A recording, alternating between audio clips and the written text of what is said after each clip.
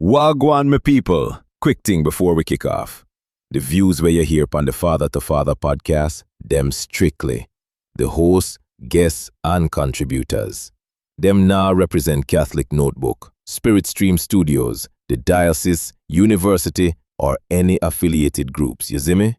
And remember, this podcast is strictly for adult ears, so listen up with discretion.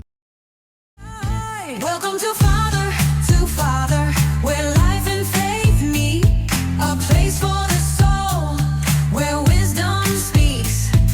Hope in the message, strength in the beat. Welcome to Father, where life and faith meet.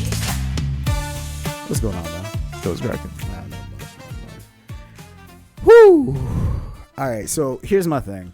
Hey, welcome to the show, everybody. My name is Dr. Giovanni. With me is my right hand, my main man. Father Greg Lambert. Hey! And if you love us, you care about us, open up a second browser. Go wherever you're listening to us. Like, literally just pull it up, hit 5 stars, put a comment down, put some money on the books. Everything's cool, right? I promise it doesn't go to me. Share it. Send us to your friend. Send the segments to your friend. Let us know what segments you like. Go to catholicnotebook.org/father. That's catholicnotebook.org/F2F. And let us know what segments you like. What segments you want to hear. You know, we're getting a lot of things. We really are. So that's been kind of cool. I gotta ask you something though.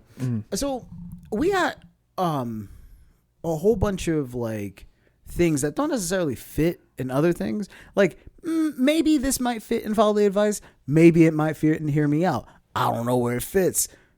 Do we just put it wherever? No. Like, we definitely do not. Do we just make it a standalone thing and just be like, hey, yo, it's good? Well, it depends. Like you gotta test it out and listen to it and see exactly what exactly it is and where it's supposed to go. Because if you go ahead and shoehorn something that doesn't belong where it's supposed to go, then you end up in this position where people listen to it and they say, that was weird. Yeah, I feel like we got to protect Follow the Advice. Because Follow the Advice has a certain vibe where it's just like, it's just chill. Like, Follow the Advice is just chill. Well, yeah, we're trying to create like a safe space for people. Oh, yeah. You hit everybody with the soft voice. I think everybody like, Follow the Advice has now got, no. Because Follow the Advice has gotten to the point now where people are like actively, it used to be, to be fair, Follow the Advice used to be the segment that people like, they listened to for a little bit and then they clicked off. Mm-hmm. And then now it's getting to the segment where like, Follow the Advice, they love Hear Me Out. And now they really like Follow the Advice. They're like, ooh, these questions are questions that I'm thinking about. I like it. And I think people are opening up in the Follow the Advices too, because the questions we're getting are a lot better than what they used to be. Yeah, that's true. And plus, they like the fact that, you know, you're just hitting them with the soft voice. I think that's fine. I think that's part of it. That's part of it too. It's the ambiance. I think there's something to be said for the want and the desire for people who want a father's listening ear. Yeah. And probably don't have that. Yeah. Like, for example, my friend, my homeboy, one of my best friends, Devereaux King, Father Devereaux King in the Bahamas, Archdiocese in Nassau. Yo, is he started his podcast yet? He did. What? Hardcore Catholic. It's called Hardcore Catholic? Yeah. Or is it Hardcore Podcast? I think this is Hardcore Podcast. Hardcore Podcast? Yeah. Okay, so we'll put the link. So whenever this episode comes out, we'll put the link of his podcast in our podcast. Right. So that people can actually access it and do whatever. But yeah. Yeah. He's out here killing the game. If you want not only a good man, but a good priest, a good man of God, Father Devereaux King, that's my boy. Killing it. Yeah. No, for sure. There's a lot of priests out there that don't get a lot of shine, but they're doing a lot of good work right now. Because people don't see what happens behind the closed doors and behind the scenes. A lot of not a lot, but there are people who are priests who behind closed doors are jerks. And they just kind of put on an act. And there's other guys who are they may not be like the sexy pick, you know. It's a phrase of speaking. Yo, translation, Father Greg said, you look like a toe, but you have a heart of gold. You have a heart of gold. You're the type of priest that like the moms are sitting there going like, I don't know. But then when you talk, they're like, damn, that actually touched my heart. Like that's what Father Greg is saying. He won't say it, but I will. And if you find a mix of the two, that's a unicorn. Yeah. That is a unicorn. It's wild. It's so wild. All right, I feel like if we say any more, we're going to get in trouble. Absolutely. Hey. Yo, let's get it started. Yo, Father Greg, Dr. G. G was good. I know it sounds clear, I know it's misunderstood. The story's wild, yes, out there, no doubt. But just lean in close, just hear me out. Hear me. You ready for some hear me outs? I guess so. Let's hear me out. 5 stars, you did nothing wrong. 1 star, you got confession on Thursdays. And if you're doing confession on Thursdays, if your church is doing confession on Thursdays, let us know. Catholic.org/Father the Fathers, Catholic.org/ F2F. But hear me out. I wasn't being mean. I just didn't want a biohazard in my food. Okay. Well, what was it? It was Bohemian bone powder. No, Scandinavian. Scandinavian powder. Scandinavian wood powder. Bohemian bone powder. No, I just didn't want biohazard in my food. I'm Derek, 26, and my friend Maya were cooking together at her apartment because she'd been wanting to do this whole elevated dinner night thing for weeks. Cool. I'm into cooking. I like expensive items. I bought over this massive piece of fish, like genuinely nice fish, not frozen Walmart fish. I'm talking about I got called a good-looking eggplant by a good-looking eggplant in Italian by a hairy Sicilian man who went into the back to get me the fish that was fresh off the boat.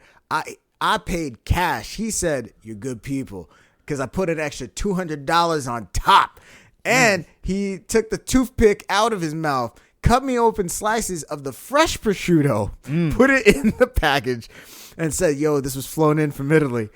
Take it. Take this on the house. I'll see you next time." Yeah. That fish is fresh. That's the fish I'm talking about. It looked like it was $600. Golly. So we're cooking, vibing. Everything's okay. I'm handling most of the sides. Maya is like, "Yo, I'm connecting emotionally, dancing in the kitchen. We're cracking jokes." Then her phone buzzes. She looks down. Silence. And then she starts emotionally collapsing. What? Like ugly girl, full body heaving, hiccup, crying, devastating. Apparently, some dude she'd been talking to ghosted her or didn't call her back or texted her wrong or something. I don't know. I genuinely do not know. Because at a certain point, the words stopped making sense and I couldn't understand her. But she was over the fish, absolutely leaking her emotions into the atmosphere. And I was watching this happen in slow motion. Oh, and she was holding the fish spatula in one hand, and the tears were falling, and she was doing the thing where her nose started running, and she was rocking back and forth, and I was like, hey, Maya. And she was crying. No. And I was like, "Maya, that's a $600 fish. I need you to lock in."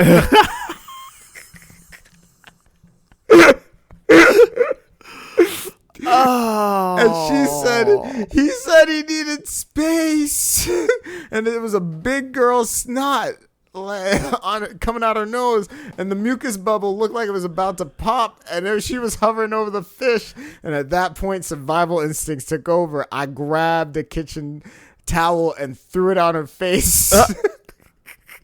And steered her sideways away from the stove. Not aggressively, but like urgently. Efficiently. And I was like, "Oh, yeah, no, like, why don't you go over here?" And she's like, "What?" Now, look, could I have handled it smoother? Probably. But what was I supposed to do?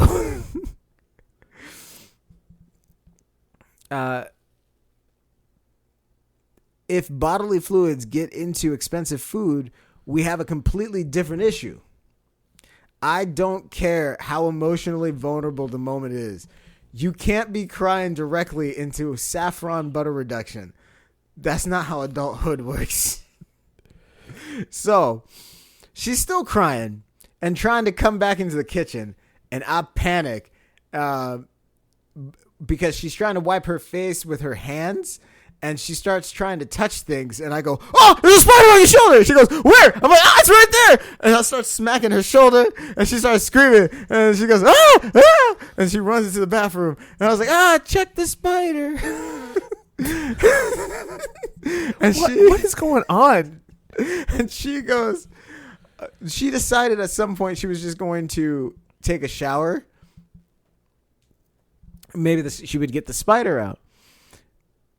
Honestly, I didn't care.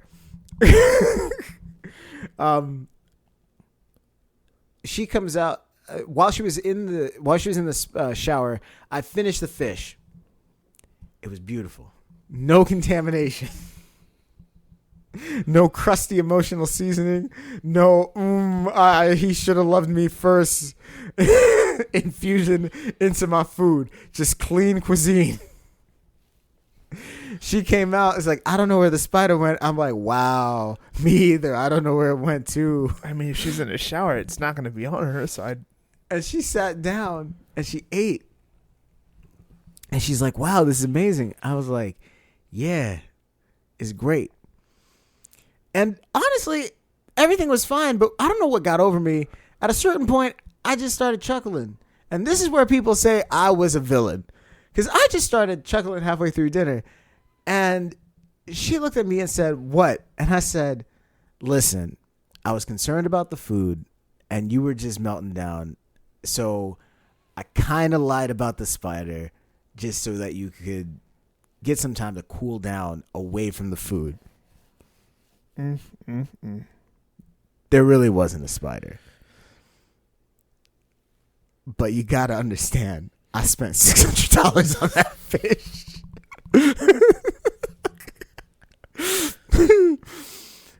And she looked at me like I shot her dog. And apparently after I left, she cried and texted everybody in our friend group. And then everybody started texting me that I was emotionally abusive. What? And that I prioritized the fish over her feelings. You did, but also it does not count as emotionally abusive. Which I feel like is an insane interpretation of events. Also, you ate my fish. That's also true. You should pay me back the $232 worth of fish you ate. I protected the meal. I protected the meal, gave her space to calm down, prevented a hygiene disaster, and still fed her afterwards. What's the problem? She ate the food. If she had a problem, she shouldn't have eaten the food. That's Caribbean. That's Caribbean, dog. Like, you already ate the food, so you forgive me. That's how that works. Yo, that is the ethnic response. Yo, at what point was, my feelings going to take priority over the $600 fish? Never. So, I mean, was I wrong? What is the question here? There's no question. He's just like, yeah, but hear me out. All right. But hear me out. I wasn't being mean. I just didn't want a biohazard in my food. You recap? I guess. Homeboy went to the market. Got the old Sicilian man that called him a mullion. Dark eggplant. He's like, you're a good looking eggplant. He's like, good in the back. Got him the fresh fish. Homeboy gave him $600 plus an extra $200. He's like, you're good people. Gave him the fresh prosciutto from Italy. Said, I'll come back. He's like, I'll be back. He's like, listen, this is a $600 fish. And then she has a mental breakdown because someone texted her and she's like, he doesn't love me no more. And he like got her out the paint. And then she went to go shower. He comes back. And then halfway through, he says, listen, there was no spider. You were having a mental breakdown. I just needed you to get out of the paint. And then she didn't say anything, texted the friend group and said he is an emotional terrorist and destroyed my feelings and prioritized the fish over my feelings. And then the friends attacked him and said, hey, you're horrible for this. That's the basic situation. All right. Well, thank goodness, this is a lot more tame than what we usually get. This is wholesome. This is like wholesome. I'm sorry. Yeah, like this could be a whole lot worse. I was waiting for a turn. I was waiting for a drastic, devious turn. and it didn't come, and I'm thankful. Like, yo, she ate the fish. She stopped and looked him in the eye and said, "I'm pregnant." What in the world? Oh my goodness.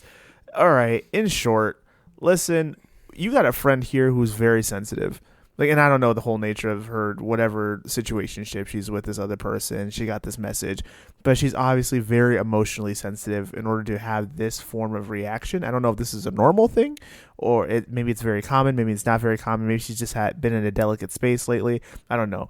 But what her friends are describing, it would be if you were Gordon Ramsay and went straight up, "What are you? An idiot sandwich?" And then, "Get out of my kitchen! Get out of my kitchen!" Like, they're acting as if that's what happened. That's not what happened.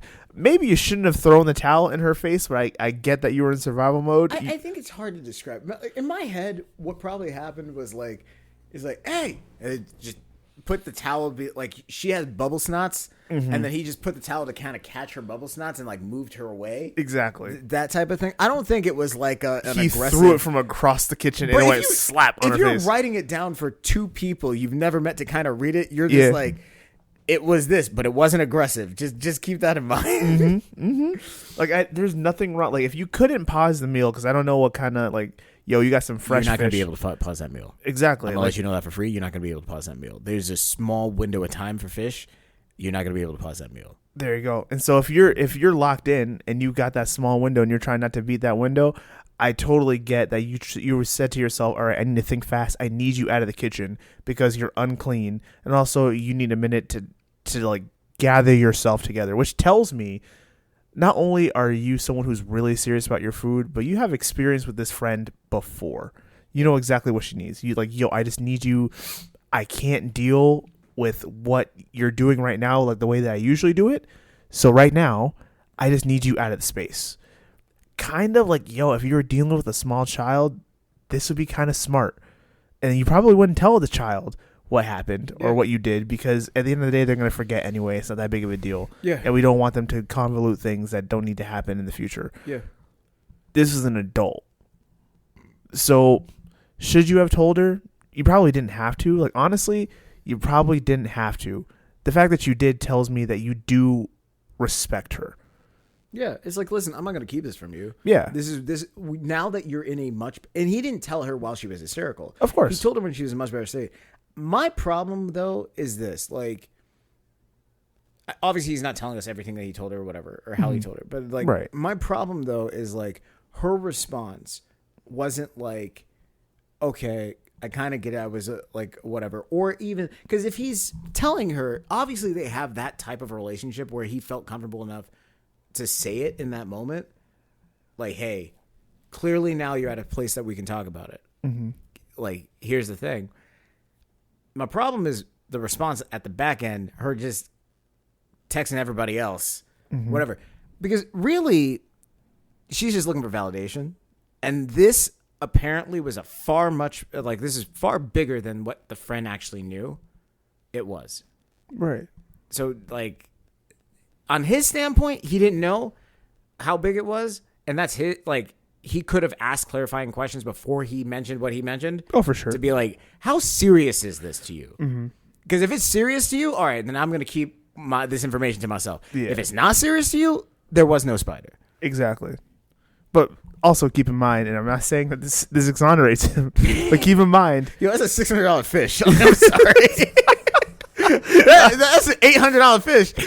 He's not putting the $200 tip that he gave to the Sicilian man. That Sicilian man now respects him as a man of honor from here on out.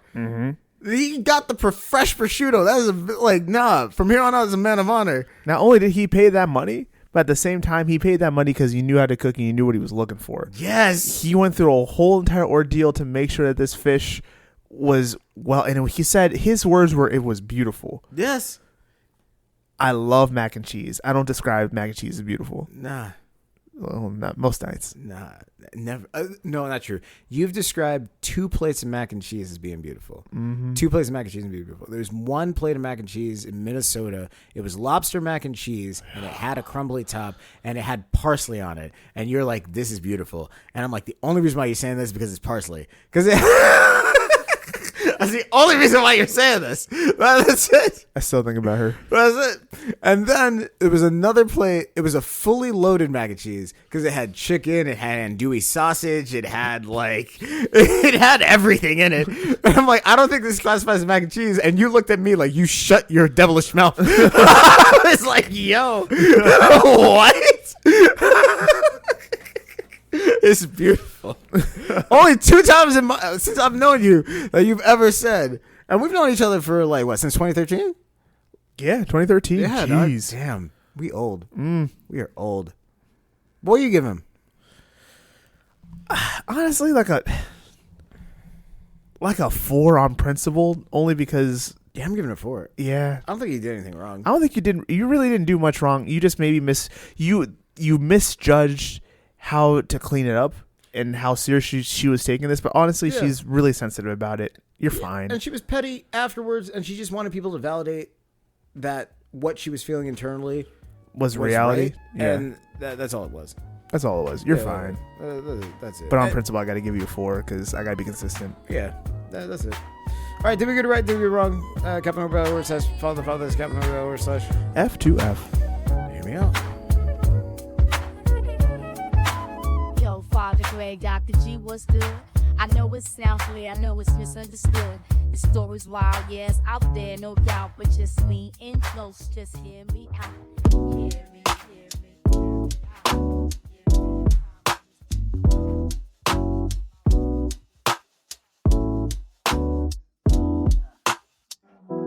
Back when I needed a man, all I got handed was traps. Said boy go be great, but gave me no pass, so I bled from the faith I ain't know I still had. Good advice don't come cheap, real ones ran wisdom don't tweet. Now I walk through the dark trying not to repeat the same fake love that they handed to me. They come to me now like I know the route. Big bro, what's the play, can you help me out? And I try not to laugh, but I see myself back when I was broke begging somebody else. Ain't no manual for this, just pressure and heat. You get burnt by the ones that you thought brought peace. Told my little man, don't believe what you see.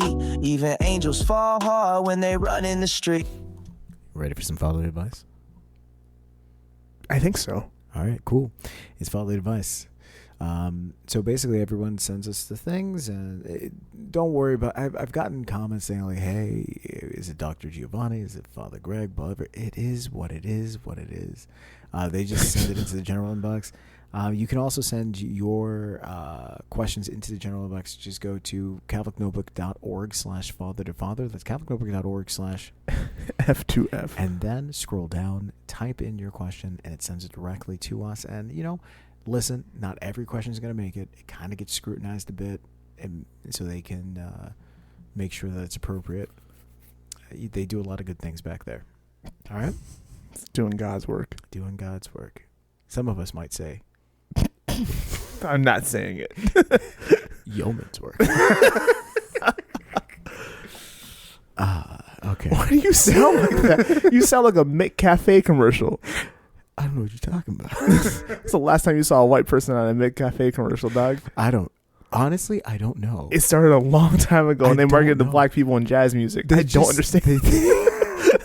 They just started removing white people from these things. I honestly don't think McDonald's wants to sell cafes to some white people. They're like, this is not for you anymore. This is for Jamal with his caramel drizzle. I said, what? What? It's 3 o'clock in the afternoon. Why are we whispering? Quarter zip. Zip. No Nike Techs here. Oh. Okay. Hi, I'm Candace. My daughter Leah came home from college this year and suddenly decided that she was grown. Fine. Whatever. But she walks around with an attitude now like she invented womanhood. Suddenly, everything I do is extra or embarrassing. I got my hair redone. Started going to Pilates, lost some weight. I started dressing nicer because after 20 years of marriage and raising kids, I finally had time to myself. And apparently that was threatening to her. Really? We went out to dinner and the waiter assumed that we were sisters. I laughed because objectively, that was flattering. Leah got dead silent throughout the whole dinner. Later, she told me it made her feel uncomfortable that men looked at her. Later, she tells me it made her feel uncomfortable that men looked at me when we go out together. I'm sorry, but what am I supposed to do about that? Become ugly to protect your self-esteem? That's a fair question, but that was really aggressive. Yo. Like, I'm sorry. But yeah, listen, I get she's just telling us her thoughts, but it was just so jarring because it's like, yo, I'm the mom, this is my daughter. Why do I care? Like, yo. I completely follow that train of thought, though. Like, it made sense. It does. Now she's accusing me of trying too hard and wanting attention. And from my perspective, she's the one acting weird. I raised her. I gave her genetics. If people think I'm attractive, how is that my fault? So at what point does a daughter's needing individuality become resentment towards her own mother for aging well? That's an interesting question, honestly. Yeah. Like legit, real talk, congratulations on finally, having the time and the space to take care of yourself. Yeah. You've been a mom for 20 years. You've been taking care of a family. You've been doing your best.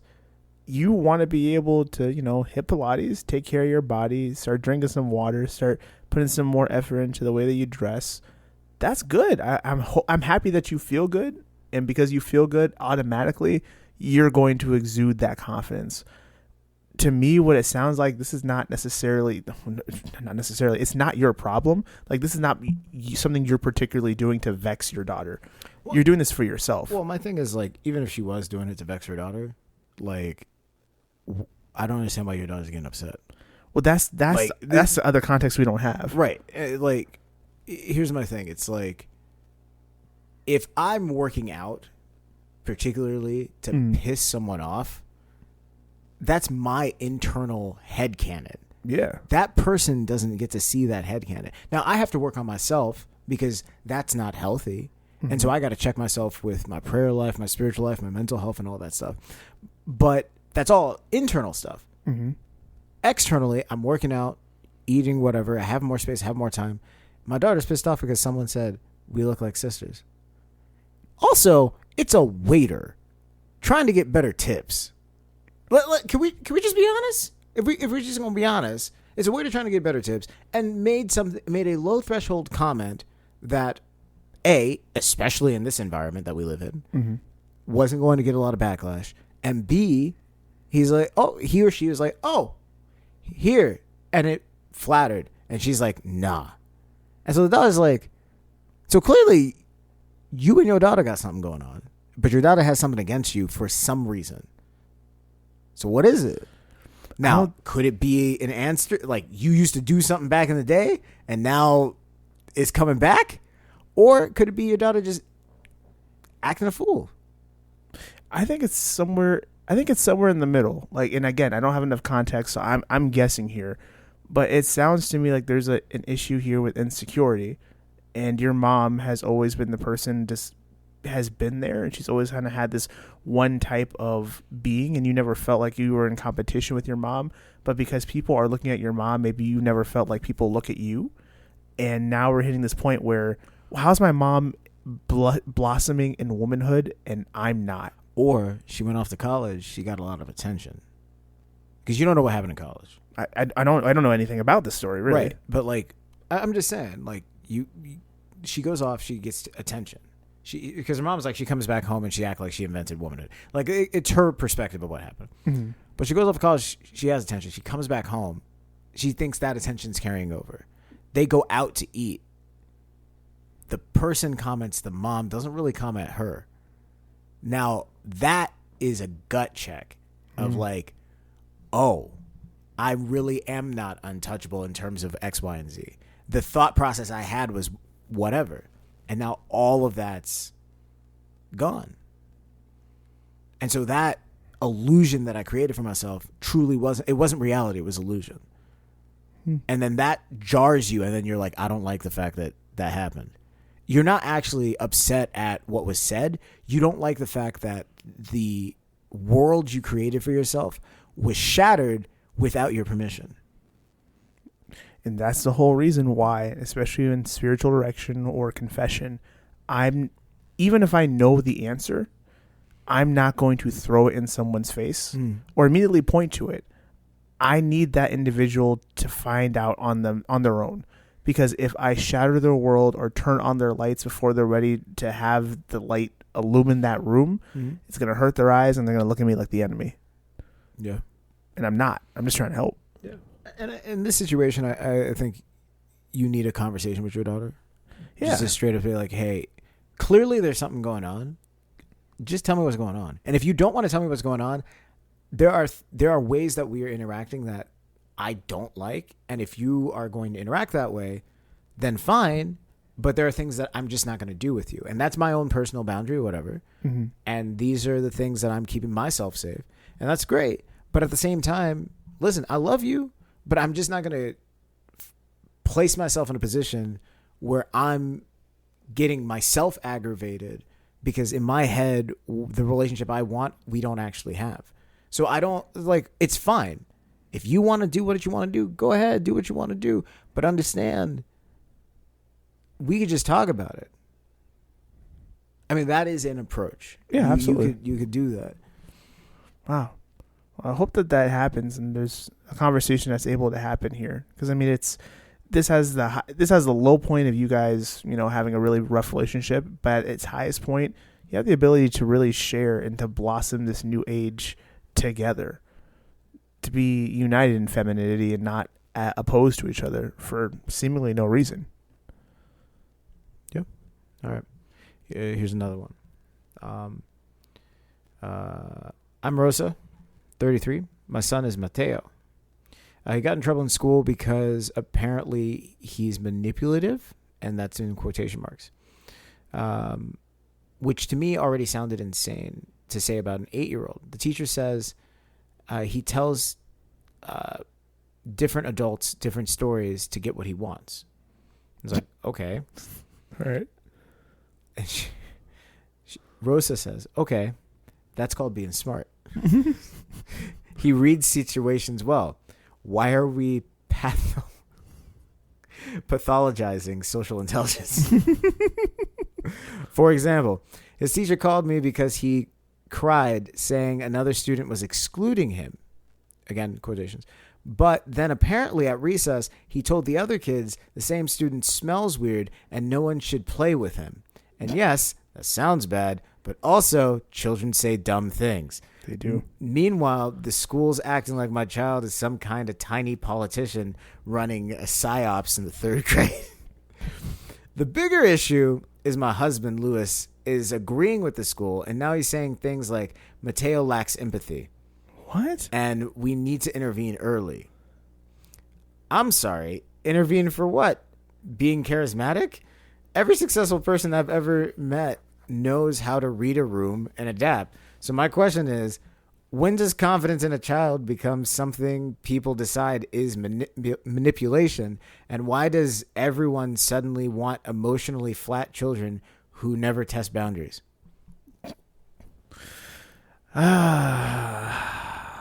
Gracious, that's a good question. Yeah. Well, I'm going to give it from my perspective, but ladies and gentlemen, Dr. Gio is a daddy, and I am... I am a father of 2 children, yes. No, you're somebody's daddy. Yeah. Yo. And I'm everyone's papa. We're not the same. We are not the same. We are not the same. We are not the same in that aspect. Therefore, I'm gonna go ahead and give you what my answer is, and I'll let him answer this as a father of 2 children. But I'm gonna go ahead and say, sometimes these administrators they're all trying their best to be able to be there for your kid. I'm not saying that your kid is manipulative. Probably far from it. We're talking about these examples are a kid realizing, if I say the right thing, I'm going to get the thing that I want. Kids do that.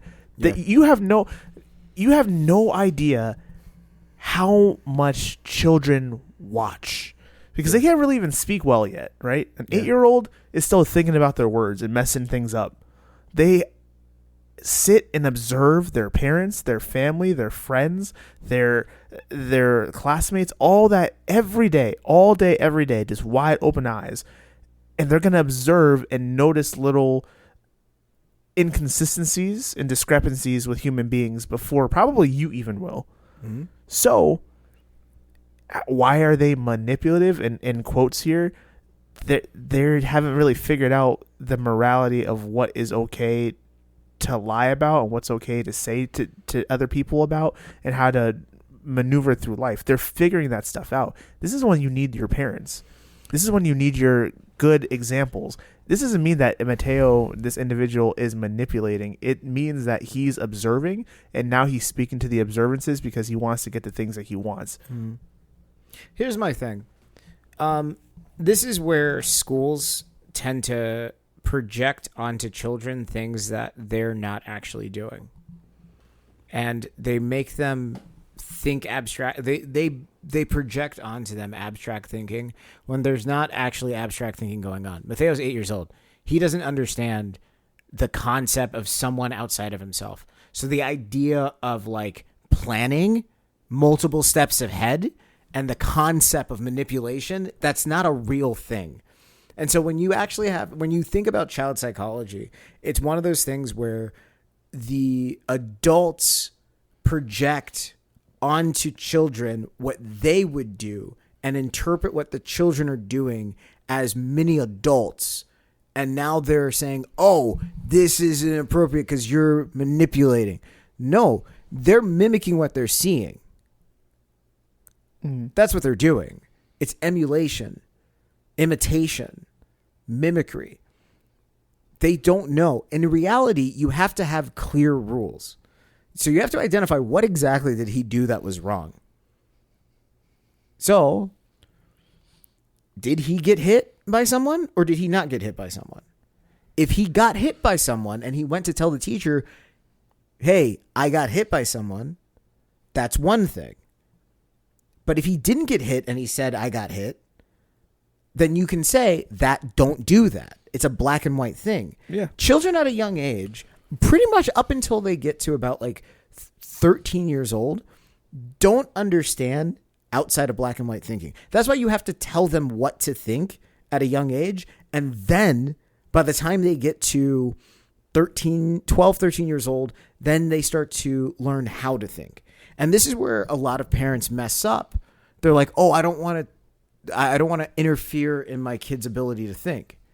But your kid doesn't know how to think. They don't have common sense.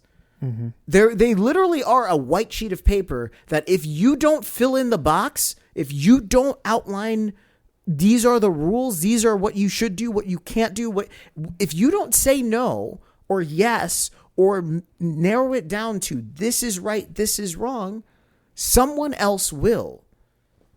Yeah. And then they will go based off of that. And so that's why later on, when kids are older, you see a disconnect because parents are like, oh my gosh, I'm having such a rebellious kid. It's like, no, you're not. You're having a kid that is reflecting your environment and you don't like your environment. And now you're pushing back on your environment. And the kid's like, but you're doing what I'm doing and you're telling me what I'm doing is wrong, but I'm watching you do it. So why is it okay for you and not okay for me? And the answer is because I said so. Mm-hmm. And it's like, but what? You're what being are we disrespectful. Doing? You're being disrespectful. It's like, but what are we doing here? Mm-hmm. If you didn't want me to do it, then you stop emulating it. And this is where parents, like when it comes to house rules, if it is a house rule, everyone follows it, including the parent.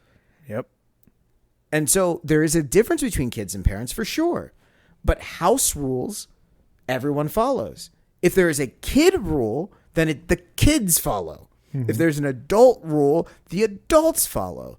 But so you keep those levels of consistency, keep it black and white. And so with this situation, here's what I'm saying. I would really sit down with the school and say, exactly what did he do that was wrong? What did this happen? Did this not happen? Let's strip away some of the abstract language and talking about manipulation because he doesn't know what manipulation is. Mm-hmm. And realistically, a lot of these schools don't know what manipulation. They use a lot of words that they don't have defined anyways. Mm-hmm. Because I'm sorry, when you say manipulation, if you're talking about it in its definitional sense, manipulation is done by everyone. Advertising is manipulation. It's encouraging an environment to move in a particular direction. So when you see a big juicy burger on TV, it's trying to manipulate the environment to say, eat me. Right? Yeah. When you see McCafe. McCafe and it's just black people with quarter zips, you're like, you know what? I gotta be educated to drink at McCafe. I can't be like just regular schmegular on the street drinking McCafes. Gotta Like, it's listen not to slow popular. jazz I gotta listen to slow jazz. and have dreads. I can't do that. I mean, like, it's a thing. So go to the school, sit down with them, ask them, okay, what is actually going on?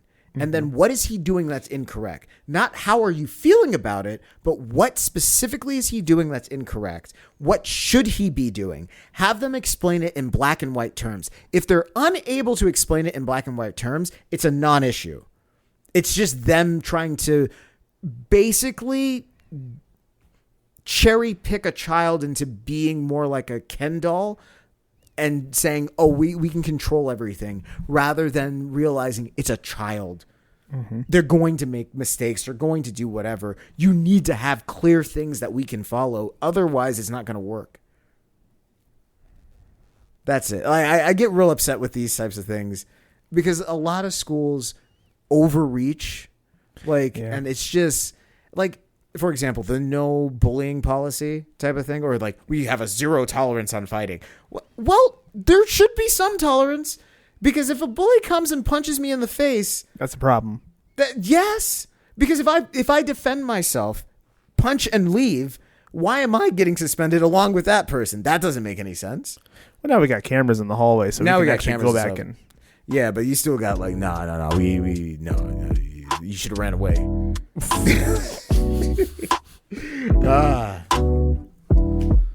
That's it. You ever ask for advice and they laugh at you, or worse, they give it with strings attached? I learned some people don't help to help, they help to hold you. So be careful who speaks over your soul, cause not every God told me came from God. Not every I got you means you're safe. Some just wanna wear your story like a chain. Good advice is a treasure map buried in pain. Real truth ain't loud, it don't chase fame. Now I write what I needed, tattooed in flame, for the next lost soul walking out of that rain.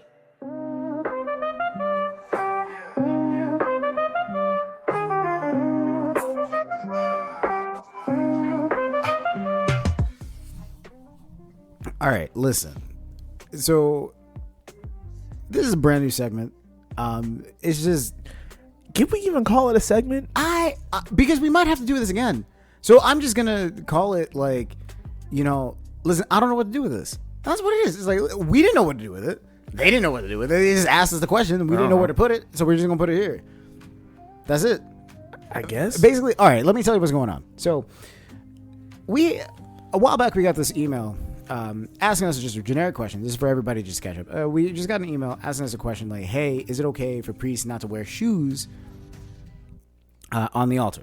Like, so when they're on the altar, is it okay for them not to wear shoes? Mm-hmm. And we did it in the intro segment because it wasn't like a big deal. We were just like, right, whatever. And then you broke it down very clear. You're like, listen, this is going to be something where like you should just follow the traditions of the diocese or get permission from the bishop, all that stuff. It's like, all right, cool. And we just left it at that. And then the person heard it and said, nah.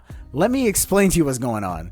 And I was like, okay, but I don't know what to do with it. It's not a hear me out, because they're not like really, it's not really like a hear me out type of thing, but it's also not like a fatherly advice. It's just like a random situation that they're just like, and thoughts? And I'm just like, okay. So that's why we're here. All right. So here's the email. It says, fellas, I listen to your show a lot. Really appreciate how both of you explain things without making people feel stupid. I'm Catholic. Thank you. Yeah, you're welcome. I'm Catholic. two separate people. Two separate types of positivity. Anyway. What? She gave a compliment. I said, you're welcome. Hey, what are you supposed to say? I'm Catholic, 27, and pretty much grew up with a standard parish.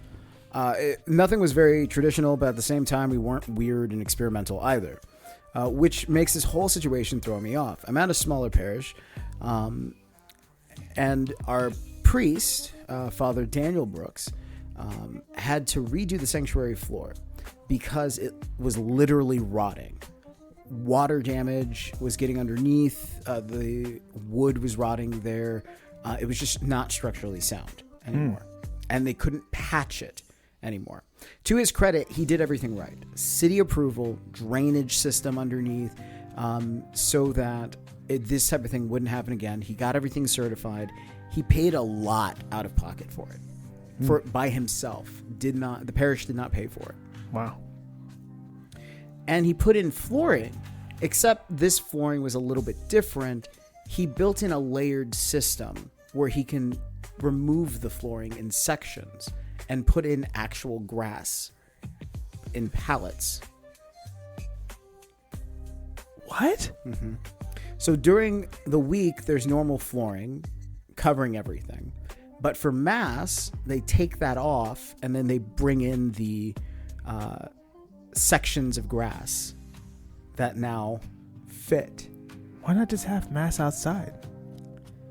So they're, I don't know. And I just don't know how to feel about it. Like, objectively, it doesn't look bad. It actually looks really beautiful and really intentional. And you can tell that he spent a lot of time designing it and making sure that everything would work in a very practical way. But the first Sunday he did it is what threw me. He came out barefoot, toes out, everything. And I'm already like, what? But then I look closer.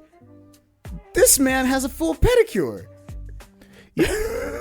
Honestly, that's also very intentional, because if you know your feet are rank, mine do not look good. That I say this as a person who does not have good looking feet. If you know your feet are rank, you get a pedicure. Like the time you and I both did Holy Thursday. Yeah. And we agreed on our feet wash. We're both getting pedicures. We were both getting pedicures. Yeah. In a way. I'm not scaring the children with these things. Oh, hell no.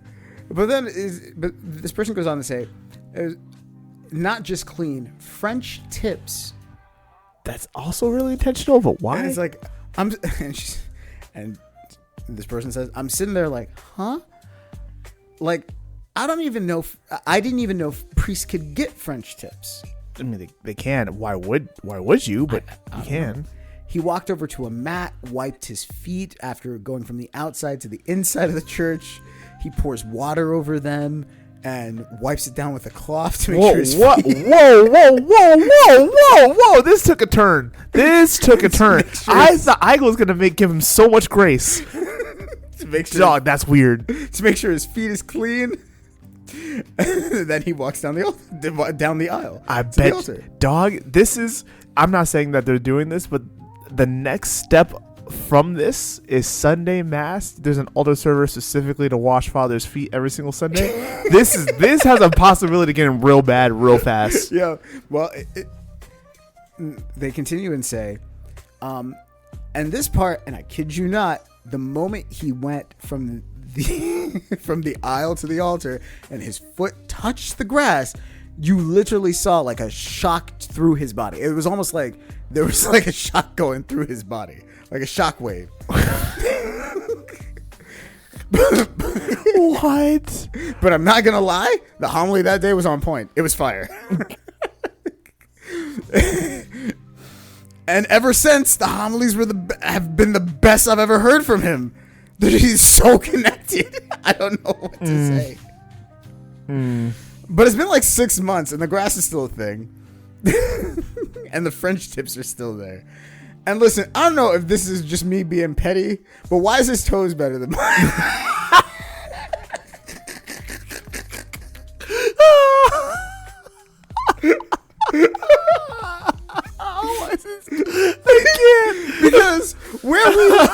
Because where we live, to get a French tip done is like $250. Where do you live? There are only 2 places in town that even do them properly. One of them is bad. The other one's really good, but she only works 4 days a week, and she always booked. And in order to get in, you got to pay an extra $100. Yo, she's cleaning up. So I'm like, Father gets better French tips. Is this where my tithe is going? Dog, maybe. Maybe. And okay, I know that's not the real issue, but still. Which is why I feel like I should check myself before I turn into that woman. Because I learned from your podcast that a lot of times what I'm feeling inside isn't actually what's happening outside. It's usually something going on with me. That's fair, but also, he's got French tips, dog. So I'm asking honestly, am I bugging about Father's toes looking better than mine? Or is there something else there? Also, the altar being used like this, it feels more approachable, like softer, more alive. I don't know how to explain it. And I saw him at a diocesan mass. There was no grass, no bare feet. He had shoes on, but he looked so dejected, not even connected to anything. And I didn't know if it was because he didn't care about the guy at the mass, It might be. You never know. or if he just didn't have his grass to be connected. At this point, he kind of feels like a grass type Pokemon. Now, but people at the parish are split. Some of it love it, think it's incredibly meaningful, and appreciate the fact that the homilies have been incredible, and they're getting so much more out of Mass. Other of them, they look at it and they just go, I feel like we've missed the plot. Or is this one of the situations where if someone had a creative idea, it probably went a little bit too far? Is this a situation where I need to get a pedicure because I've been thinking about it way too much? Like every Sunday now, I stopped wearing open-toe shoes because my toes do not look that good compared to his. What? I would really appreciate the take. Thanks, Megan. All right. Cool. That was a journey. Yeah. That's not what I expected at all. All right. So, like, basically, TLDR is basically like he built pretty much like stadium grass inside. This is what it sounds like to me. He just built stadium grass around the altar. I mean, are we talking about turf or are we talking about real pallets of grass? It's real pallets of grass. Yeah, that's different. Like he put like movable. I appreciate the fact that he didn't just like, oh, I'm just gonna put grass here and then just grow grass. He put it like, when I'm doing Mass, I'm gonna put grass, but when someone else is doing Mass, it's just a flat, fully structured, like regular altar.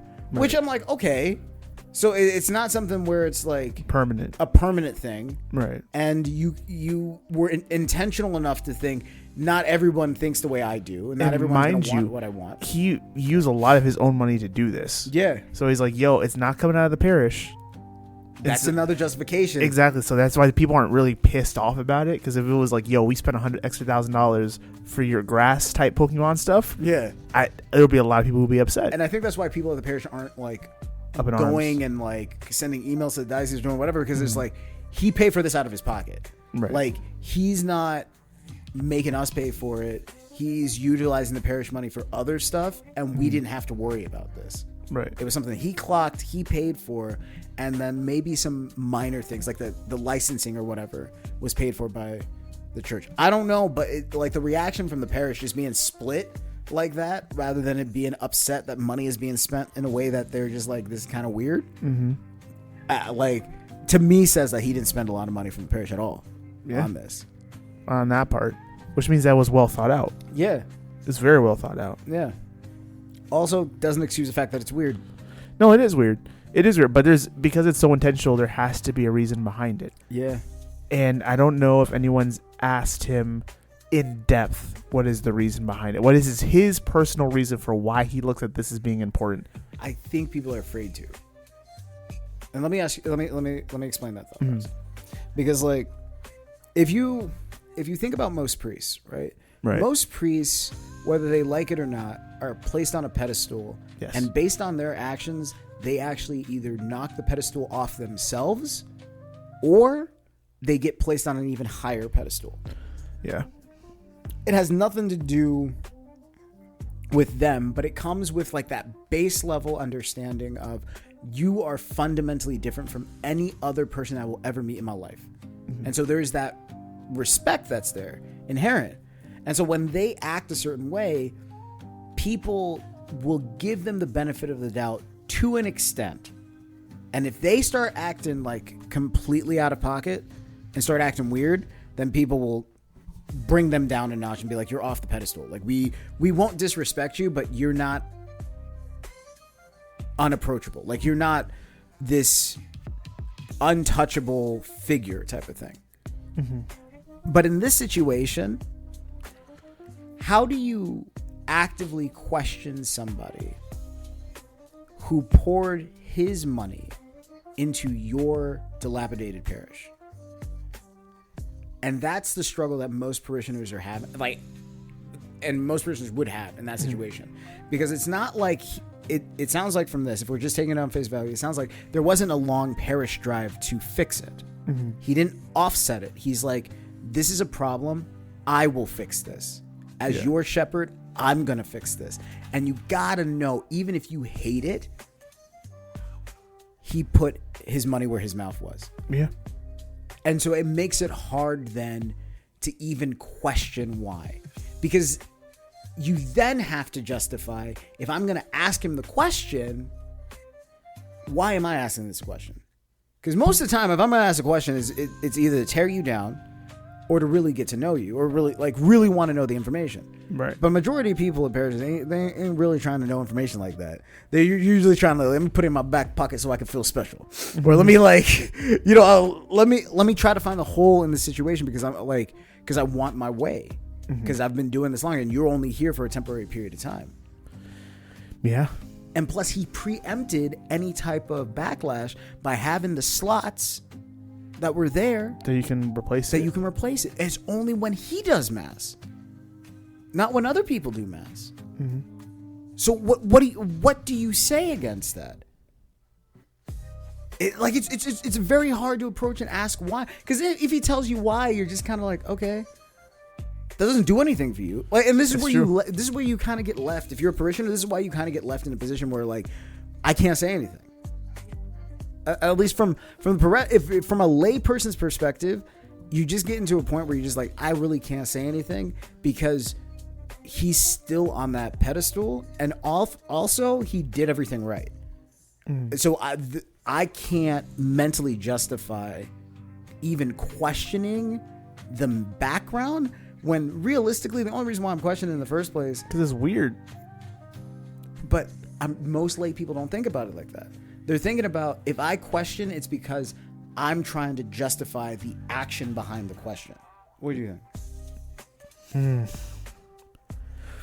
My mind as a priest is already going to, how long does this guy get assigned here? Because it does have a replaceable floor. Therefore, if he leaves, you replace the floor back with wood, and then the grass stops, because it would be hard pressed to believe, no matter where you are, that any other priest is like, oh, we got grass, bet, put the grass in there. Like, I don't see another priest doing that. Well, but the part of it the other part of it, growing the grass, manicuring it, cutting it at the proper length. That's another sacristan job, dog. Like, well, or he's doing it. Because that's the other thing. It doesn't sound like anybody else is like being burdened with it. And so it's like, is he coming in early and putting it in himself? And if that's the case, that's just yet another thing of like, he's doing all the extra stuff to have it done. What am I complaining about? Like, it makes it even harder to complain as a layperson. That's true. But then again, I'm also thinking about when you bring in someone new and they just come to mass for the first time, like, yo, let me see what this is like. I've, becoming Catholic. This is so beautiful. Look at these statues. Look at that stained glass. Look at that beautiful music. What's going on with the grass?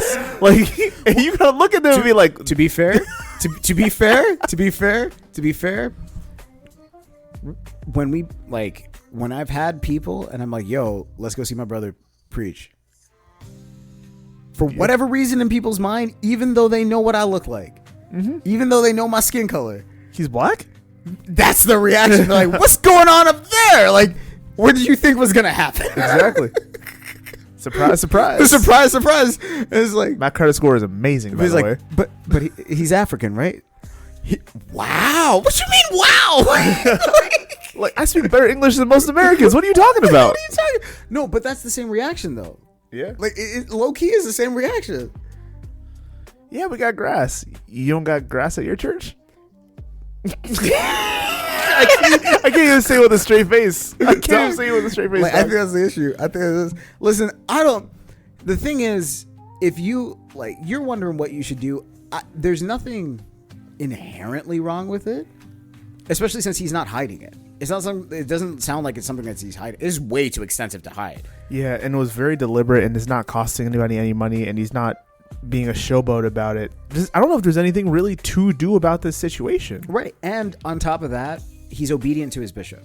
So even when you went to and you saw him at a diocesan level event and he had shoes on and he was participating in the mass. Now for you, the perspective was like he looked like he didn't look anything like he did back in the parish. But that could be a variety of reasons, let's just be fair. Yeah, that could have been his bishop strung him up in the back section talking about like, yo, I heard about your grass. Don't bring that like wood nymph belief over here. Like, you show up with shoes on.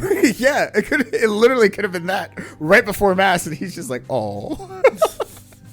I thought we could do it at the chapel. Definitely like, not. Nope.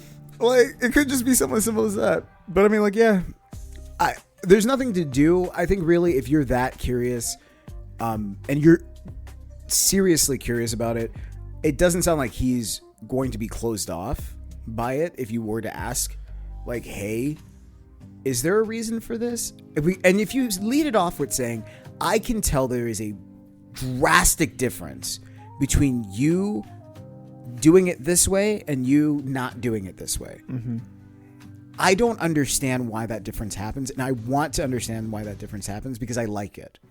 Or I'm just curious by it, because if there's something there that elevates that experience for you, maybe I can learn something from it in my own life. And that's the way to get to know your priest better and to be closer to your spiritual father, and also use that as a catapult for the real question of why the French tips? Yeah, and then you could ask Springboard. like, hey, yo, also, can you get me in at the same time you're getting in so that I could figure out where to get my French tips? That's a later down the road question. Yeah. After like 4 or 5 conversations, you'd be like, yo, French tips this weekend? He goes, French tips. Hey, I'm just saying. You could get your toes on point. Like, that's one more family not skipping mass for T-ball. That's all I gotta say. That's all I gotta say. All right, let's get out of here. Yeah. We didn't know what to do with it. That's what we did. Yo, that's it for us, man. That was fun. That was fun. Well, for all of us here at Captain Notebook Spiritual Studios, we love you. You're very special. Go forth and bear good fruit. We out. Will life unfade me? Father to Father is a production of Spirit Stream Studios. All rights reserved.